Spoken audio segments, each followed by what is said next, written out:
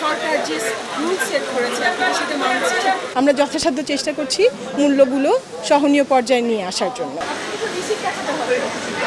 শুনেন, এই রিসিপ্ট না থাকার জন্য এবং উচ্চ মূল্যের পেঁয়াজ এবং আলু সহ অন্যান্য সবজি বিক্রি করার জন্য আপনাকে ২,০০০ টাকা করে ফাইন করতে হবে।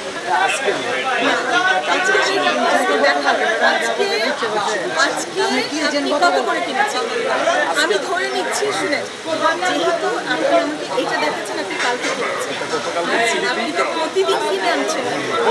তাহলে আজকেরটা কোথায়? আমাদের ভেজিটেবল তো আমরা প্রতিদিনই বাজারে যেতে হয় এবং প্রতিদিন। ঠিক আছে, তাহলে আজকেরটা তো আপনি দেখাতে পারছেন না। আজকেটা এখন আমাদের দেখাতে পারছেন না বলে আমি ধরে নিচ্ছি আপনি এটা ৯২ করেই কিনেছেন। কিনে আপনি ১০৫ টাকা করে কিনেছেন। এটা কি কোনো যৌক্তিক পর্যায়ে হলো? এটা কি সহনীয় পর্যায়ে হলো? তাহলে আপনি কি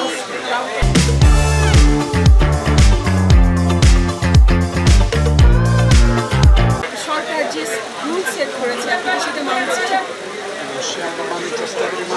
যদি মানেন আমার কথা শুনে, আমি দেখলাম আমি যখন এখানে আসছি তখন উনি ডেটটা চেঞ্জ করেছে। ডেট আগেই ছিল, কয়েকটা আইটেম নিচের দিকে মানে পুরোটা চেক করা হয়।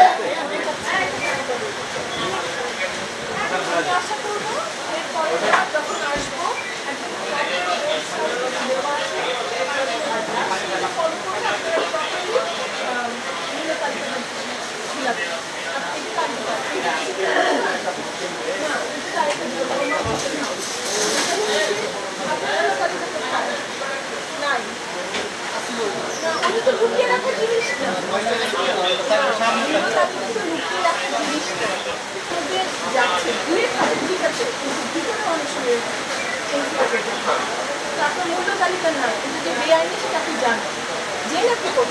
বাজারের সার্বিক পরিস্থিতি আমার কাছে সন্তোষজনক মনে হয়েছে।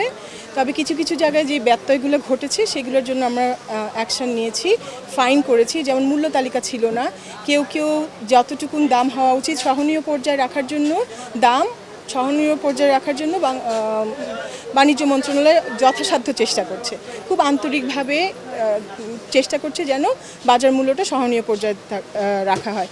এই জন্য আমরা প্রতিদিন 2টা করে টিম যাচ্ছে। তো এখন আজকে আমি বাজারে এসে গুলশান 1 নম্বর বাজারে এসে দেখলাম যে বেশিরভাগই তারা রুল রেগুলেশন মেনেই তাদের কার্যক্রম চালিয়ে যাচ্ছে। কিন্তু যেই সব জায়গায় আমি দেখেছি যে মূল্য তালিকা যতটুকুন হওয়া কথা যে মূল্য তালিকা নাই, এবং কিছু কিছু জায়গায় আমি দেখলাম যে মূল্যটা একটু বেশি, তাদেরকে আগেও ওয়ার্নিং দেওয়া হয়েছিল এবং আগেও আমরা ফাইন করেছি। যেহেতু তারা সেই পদক্ষেপটা নেয়নি, আমরা যেভাবে করে ইনস্ট্রাকশন দিয়ে গেছি, সেই জন্য এবারে ফাইনটা আমরা একটু বাড়িয়ে দিয়েছি যেন ভবিষ্যতে তারা সেই স্টেপটা নেয়। তো সবাইকে আসলে সচেষ্ট থাকতে হবে, আমাদেরকে সাহায্য করতে হবে। বাণিজ্য মন্ত্রণালয়ের আন্তরিকতার এবং চেষ্টার কোনো ত্রুটি নাই।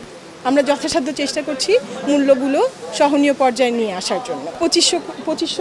25,000 আমরা টোটাল আজকে করলাম, পাঁচজনকে মিলিয়ে 5টা প্রতিষ্ঠানে।